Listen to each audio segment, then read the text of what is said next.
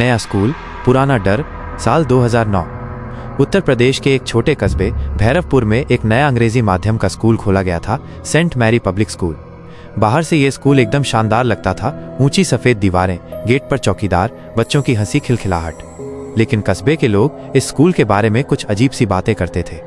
कहते थे कि यहाँ रात को क्लासरूम से बच्चों की चीखें आती हैं। कहते थे कि इस स्कूल में एक पुरानी अध्यापिका की आत्मा भटकती है, और कहते थे कि जिसने भी उस आत्मा को देखा उसकी मौत कुछ ही दिनों में हो गई। आदित्य शर्मा एक युवा 26 साल का, हाल ही में टीचिंग में नौकरी पाने वाला लड़का, इसी स्कूल में बतौर अंग्रेजी शिक्षक शामिल हुआ था। आदित्य के लिए ये नौकरी बेहद जरूरी थी। घर की आर्थिक स्थिति खराब थी, पिता बीमार थे और माँ खेतों में काम करती थी। पहले ही दिन जब वो स्कूल पहुंचा तो प्रिंसिपल ने मुस्कुराते हुए उसका स्वागत किया। मिस्टर शर्मा, ये आपका क्लासरूम है, यहाँ 8वीं क्लास के बच्चों को पढ़ाना है। बच्चे हंसमुख थे, लेकिन उनकी आंखों में एक अजीब सा डर भी था। जब आदित्य ने उनसे पूछा, क्यों भाई, सब इतने चुप क्यों हो? एक बच्ची रिया धीरे से बोली, सर, यहाँ रात को मत रुकना, नहीं तो वो आ जाएगी। आदित्य हंस पड़ा। वो कौन?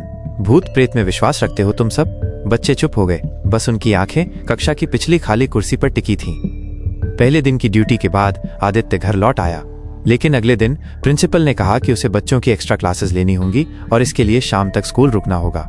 उस दिन शाम 7 बजे तक स्कूल का कैंपस लगभग खाली हो चुका था। आदित्य अकेला ही क्लास में बच्चों को पढ़ा रहा था।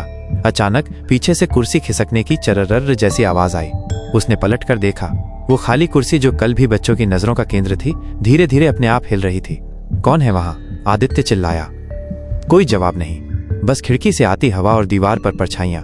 बच्चे सहमे हुए थे। रिया कांपते हुए बोली, सर, वही आ गई है। आदित्य ने उस दिन को मजाक समझकर टाल दिया, लेकिन रात को जब वो अपने कमरे में सो रहा था तो अचानक उसकी नींद खुली। दरवाजे पर किसी ने धीरे धीरे खटखटाया। टक टक टक। कौन है? आदित्य ने आवाज लगाई। बाहर कोई नहीं था, लेकिन तभी उसने देखा कि उसके स्टडी टेबल पर रखी कॉपी अपने आप खुल गई है और उसमें किसी ने लाल स्याही से लिखा था, मैं अभी भी इस स्कूल में पढ़ाती हूँ, तुम मुझे भुला नहीं सकते। अगली सुबह आदित्य उठकर स्कूल गया, लेकिन रात वाली घटना उसके दिमाग से निकल ही नहीं रही थी। टेबल पर लिखी हुई लाल स्याही की इबारत, मैं अभी भी इस स्कूल में पढ़ाती हूँ, किसने लिखी होगी? अगर मजाक है तो इतना खौफनाक कौन कर सकता है? स्कूल में लंच ब्रेक के दौरान आदित्य स्टाफ रूम में बैठा था। वहीं सीमा मैडम, जो पिछले 10 साल से स्कूल में गणित पढ़ाती थीं, उससे बोली, आदित्य जी, आपने कोई अजीब बात तो नोटिस नहीं की ना? आदित्य ने झिझकते हुए कहा। मतलब? सीमा ने धीमे स्वर में कहा, यहाँ रात में मत रुकना, और अगर कभी लगे कि कोई आपको देख रहा है तो नजरें मिलाना मत, बस तुरंत उस जगह से निकल जाना। आदित्य चौंक गया। क्या यहाँ सच में कुछ? सीमा ने उसकी बात काट दी। कुछ बातें पूछना ही बेहतर नहीं। उस दिन की क्लास में आदित्य ने बच्चों से सीधा सवाल किया, तुम सब मुझे सच सच बताओ, ये वो कौन है? किससे डरते हो तुम? बच्चे चुप, लेकिन रिया ने हिम्मत करके धीरे से कहा, सर, वो शर्मा मैडम है, पहले हमारी हिंदी की टीचर थी। बहुत सख्त थी, लेकिन दिल से बहुत अच्छी भी थी। 5 साल पहले उनके साथ कुछ बहुत बुरा हुआ। आदित्य की आंखें चौड़ी हो गईं। क्या हुआ था? रिया ने कांपते हुए कहा, कहते हैं उनकी मौत इसी क्लास में हुई थी। पूरा क्लास एकदम सन्नाटे में डूब गया। उस शाम आदित्य को फिर देर तक स्कूल में रुकना पड़ा। बच्चे जा चुके थे, बस वो अकेला क्लास में पेपर चेक कर रहा था। अचानक खिड़की से ठंडी हवा का झोंका आया और टेबल पर रखे पेपर उड़कर फर्श पर बिखर गए। जब आदित्य उन्हें उठाने झुका तो उसने देखा कि हर पेपर पर लाल खून से लिखा था, गुरु बिना शिक्षा अधूरी है। उसका दिल तेज धड़कने लगा। तभी पीछे से किसी महिला की धीमी आवाज आई, शिक्षक, अपने छात्रों को यूं अधूरा मत छोड़ो। आदित्य ने झटके से पलट कर देखा। कक्षा के कोने में एक औरत खड़ी थी। सफेद साड़ी, बाल खुले, चेहरा धुंधला और आंखों से खून टपक रहा था। वो धीरे धीरे आगे बढ़ी। आदित्य डर के मारे कुर्सी से गिर पड़ा। तो तुम कौन हो? उसकी आवाज कांप रही थी। औरत ने सिर झुकाकर कहा, मैं तुम्हारी सहकर्मी, तुम्हारी वरिष्ठ अध्यापिका, जिसे सब भूल गए, लेकिन मैं अब भी यही हूँ। उस रात आदित्य डर से कांपता हुआ स्कूल से भागा और घर पहुंचकर सो भी न सका। सुबह उसने ठान लिया, अब ये रहस्य मुझे जानना ही होगा। वो सीधे प्रिंसिपल के ऑफिस पहुंचा और बोला, सर, मुझे शर्मा मैडम के बारे में सब सच सच बताइए। बच्चे कहते हैं कि उनकी मौत यहीं हुई थी। प्रिंसिपल कुछ देर चुप रहे, फिर गहरी सांस लेते हुए बोले, हाँ, ये सच है। 5 साल पहले शर्मा मैडम को यहीं इसी स्कूल में क्लासरूम नंबर 8 में रहस्यमयी तरीके से मृत पाया गया था। किसी को पता नहीं चल सका कि हुआ क्या था। बस उनके चेहरे पर ऐसा भय था मानो उन्होंने मरने से पहले कुछ बहुत डरावना देखा हो। आदित्य के पैरों तले जमीन खिसक गई। प्रिंसिपल ने चेतावनी दी, इस बारे में और मत सोचो। जो लोग ज्यादा खोजबीन करते हैं वे बचते नहीं। लेकिन आदित्य अब जिद पर था। वो सीधे उस क्लासरूम में गया जहां शर्मा मैडम की मौत हुई थी। फर्श की एक दरार में उसे एक पुरानी डायरी मिली जिस पर धूल जमी थी और कवर पर नाम लिखा था, सुनीता शर्मा, हिंदी अध्यापिका। डायरी खोलते ही पन्नों से अजीब सी गंध आई, जैसे पुराने खून की। पहले पन्ने पर लिखा था, मुझे लगता है इस स्कूल में कोई अदृश्य शक्ति है, कुछ है जो बच्चों से नफरत करती है और अब वो मेरे पीछे भी है। अगर मैं बच न सकूं तो मेरी आत्मा यहीं भटकती रहेगी। डायरी हाथ में लिए आदित्य के पूरे बदन में सिहरन दौड़ गई। उसने धीरे धीरे पन्ने पलटने शुरू किए।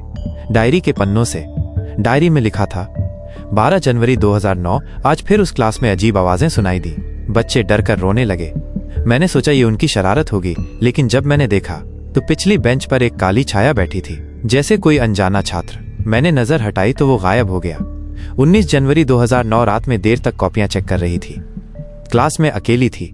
अचानक ब्लैक बोर्ड पर अपने आप लिखा हुआ देखा, बच्चे मेरे हैं, उन्हें मत पढ़ाओ। मैं डर गई। मैंने प्रिंसिपल को बताया, लेकिन उन्होंने कहा कि ये मेरा वहम है। 1 फरवरी 2009। अब वो छाया मुझे हर जगह दिखाई देती है, कभी खिड़की के बाहर, कभी गलियारे में, कभी बाथरूम के शीशे में। बच्चों का डर सच है। ये स्कूल शापित है। अगर मैं गायब हो जाऊं तो समझ लेना कि वही शक्ति मुझे ले गई। आदित्य का माथा पसीने से भीग गया। तो ये स्कूल सचमुच अभिशप्त है। अचानक हवा का तेज झोंका आया और डायरी के पन्ने अपने आप पलट गए। रुक कर एक जगह खुली, उस पर सिर्फ 4 शब्द खून से लिखे थे, मैं यहीं मरूंगी। आदित्य के हाथ से डायरी गिर गई। क्लासरूम की दीवारों पर अचानक जोर जोर से ठक ठक ठक होने लगा, जैसे कोई अंदर से निकलना चाहता हो। अगले दिन आदित्य ने रिया को बुलाया। रिया, तुम्हें जितना सच पता है सब बताओ। रिया की आंखें भर आईं। सर, मैंने अपनी आंखों से शर्मा मैडम को मरते देखा था। आदित्य हक्का बक्का रह गया। क्या? कैसे? रिया बोली, उस दिन हम सब बच्चों को जल्दी छुट्टी दे दी गई थी, लेकिन मैं अपनी किताब क्लास में भूल गई थी। जब वापस आई तो देखा शर्मा मैडम ब्लैक बोर्ड पर लिख रही थी, लेकिन उनके पीछे एक काली परछाई खड़ी थी। वो धीरे धीरे उनका गला दबाने लगी। मैंने चीखने की कोशिश की, लेकिन आवाज नहीं निकली।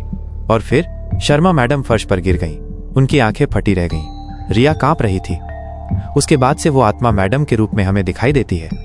उस रात आदित्य ने तय किया कि वो स्कूल में ही रुकेगा और देखेगा कि असलियत क्या है। करीब आधी रात को उसने क्लासरूम नंबर 8 का दरवाजा खोला। अंदर अंधेरा था। टॉर्च की रोशनी फेंकते ही ब्लैक बोर्ड पर अपने आप शब्द लिखने लगे। आदित्य, तुम मेरे बाद यहाँ आए हो, लेकिन अब ये क्लास तुम्हारी नहीं, मेरी है। अचानक पीछे से ठंडी हवा का झोंका आया। आदित्य पलटा तो देखा शर्मा मैडम। चेहरा सफेद, आंखों से खून बहता हुआ और हाथ में टूटी हुई चौक। सर, वो गुर्राते हुए बोली, क्या तुम बच्चों को बचा पाओगे? आदित्य डर के मारे जड़ हो गया। उसी वक्त टॉर्च बंद हो गई और पूरे क्लास में अंधेरा छा गया। घबराते हुए आदित्य ने जेब से डायरी निकाली और टॉर्च की रोशनी में जल्दी जल्दी पन्ने पलटे। आखिरी पन्ने पर लिखा था, अगर कोई मेरा सच जानेगा तो उसे भी मेरी तरह यहीं कैद होना पड़ेगा। मेरी आत्मा इस स्कूल की दीवारों में बंधी है। मुझे मुक्ति तभी मिलेगी जब कोई मेरे साथ मरकर इस बंधन को तोड़े। आदित्य के हाथ कांपने लगे। मतलब शर्मा मैडम की आत्मा चाहती है कि कोई और शिक्षक उसकी जगह यहाँ फंस जाए। अचानक उसने देखा कि दीवारों से काले हाथ निकलने लगे। वो हाथ उसकी गर्दन पकड़ने लगे। आदित्य ने पूरी ताकत से खुद को छुड़ाया और भागते हुए दरवाजे तक पहुंचा, लेकिन दरवाजा अपने आप बंद हो गया।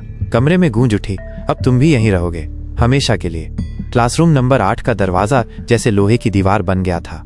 आदित्य पूरी ताकत लगाकर उसे खोलने की कोशिश करता रहा, लेकिन दरवाजा टस से मस नहीं हुआ।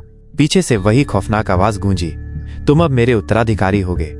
अचानक शर्मा मैडम की आत्मा ठीक उसके सामने प्रकट हुई। आंखों से खून, होठों से अजीब सी हंसी और हाथ में वही टूटी हुई चौक। तुम बच्चों को सिखाना चाहते हो तो पहले मौत का पाठ पढ़ो। उसी समय खिड़की के बाहर से बच्चों की आवाजें आईं। रिया और बाकी छात्र डरते डरते खिड़की से झांक रहे थे। भागो वहां से, वो आपको मार देगी। आत्मा ने हंसते हुए बच्चों की ओर देखा। ये सब तो मेरे हैं, इनकी मासूम आत्माएं ही मुझे जिंदा रखती हैं। आदित्य ने हिम्मत जुटाई, अगर तू सच में टीचर थी तो बच्चों को क्यों डराती है? गुरु का धर्म शिक्षा देना है, आत्माएं खाना नहीं। शर्मा मैडम का चेहरा और भयानक हो गया। मुझे किसी ने नहीं बचाया, अब कोई नहीं बचेगा। अचानक आदित्य को डायरी का आखिरी वाक्य याद आया, मेरी आत्मा दीवारों में बंधी है, मुक्ति तभी मिलेगी जब ये बंधन जलकर राख हो जाए। उसने तुरंत क्लास में रखे लकड़ी के पुराने डस्टर और कागज उठाए और जेब से माचिस निकालकर आग लगा दी। जलती हुई किताबें और कागज क्लास की दीवारों से सटाकर फेंक दिए। आग फैलने लगी। शर्मा मैडम चीख उठी, नहीं, ये मेरा घर है। पूरा कमरा धुएं और आग से भर गया। दीवारों से काले हाथ कराहते हुए पीछे हटने लगे, लेकिन आग फैलने के साथ ही दरवाजा भी जलने लगा। बाहर खड़े बच्चे चिल्ला रहे थे, सर बाहर आ जाइए। आदित्य ने दरवाजा धक्का देकर खोला और बच्चों को सुरक्षित बाहर भेज दिया। पर जब वो खुद बाहर निकलने ही वाला था, तभी आत्मा ने उसका हाथ पकड़ लिया। तुम्हें बिना कीमत चुकाए नहीं जाने दूंगी। आदित्य ने पूरी ताकत से बच्चों की ओर देखा और चिल्लाया, भागो, कभी इस स्कूल में मत लौटना। उसने खुद को आत्मा के साथ जलती हुई क्लास में धकेल दिया। सुबह जब लोग आए तो देखा कि क्लासरूम नंबर 8 पूरी तरह जलकर राख हो चुका था। अंदर से सिर्फ आदित्य की जली हुई कॉपी और शर्मा मैडम की अधजली डायरी मिली। बच्चों ने देखा उस दिन के बाद से स्कूल में न कोई चीख सुनाई दी, न कोई छाया दिखाई दी। शर्मा मैडम की आत्मा मानो राख के साथ मिट चुकी थी। रिया ने आखिरी बार डायरी का अधजला पन्ना पढ़ा। उस पर धुंधले अक्षरों में लिखा था, सच्चा शिक्षक वही है जो अपने छात्रों के लिए खुद को कुर्बान कर दे। रिया की आंखों से आंसू बह निकले। उसने फुसफुसाते हुए कहा, सर आपने हमें बचा लिया। उस दिन के बाद सेंट मैरी पब्लिक स्कूल हमेशा के लिए बंद कर दिया गया। लेकिन कस्बे के लोग आज भी कहते हैं, रात के सन्नाटे में जब कभी कोई उस खंडहर के पास से गुजरता है तो हवा में एक जली हुई चौक की गंध आती है और दीवारों पर किसी ने लिख रखा होता है, शिक्षा अधूरी न छोड़ो।